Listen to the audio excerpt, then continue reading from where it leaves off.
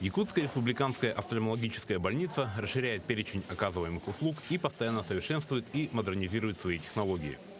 Новое отделение позволяет принимать до 48 пациентов для проведения операций на катаракте.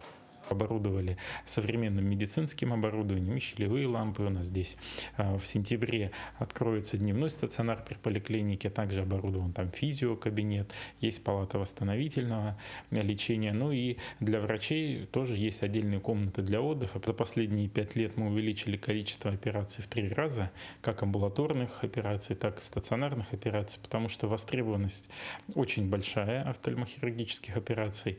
Современное оборудование не только сокращает время проведения операций, но и процесс восстановления идет быстрее.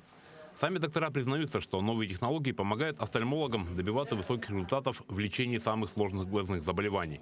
Например, с момента обследования до выписки больного с катарактой раньше занимало минимум месяц, сейчас же на это уходит не больше недели. Мы получили новый аппарат для проведения операций по заболеваниям глаза, связанным с катарактой.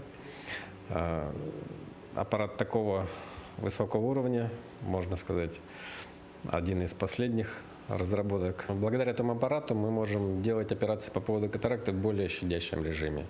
Более сложные операции могут проходить без каких-то последствий, без длительного восстановления зрения, как это было раньше. Александр Киселев приехал на операцию из Алекминска. 2 дня назад перенес операцию на левый глаз. А сегодня уже восстанавливается после операции на правом глазу. Восстановление идет быстро, и через несколько часов, проведенных в палате, Александра Вениаминовича выпишут домой.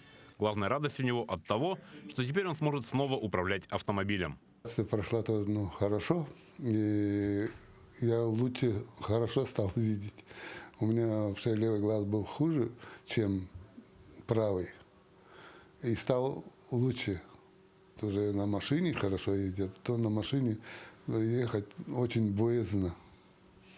Так и думаю, что ты и совсем потихоньку едешь. Благодаря развитию и модернизации офтальмологической больницы якутяне стали реже выезжать на операции в другие регионы.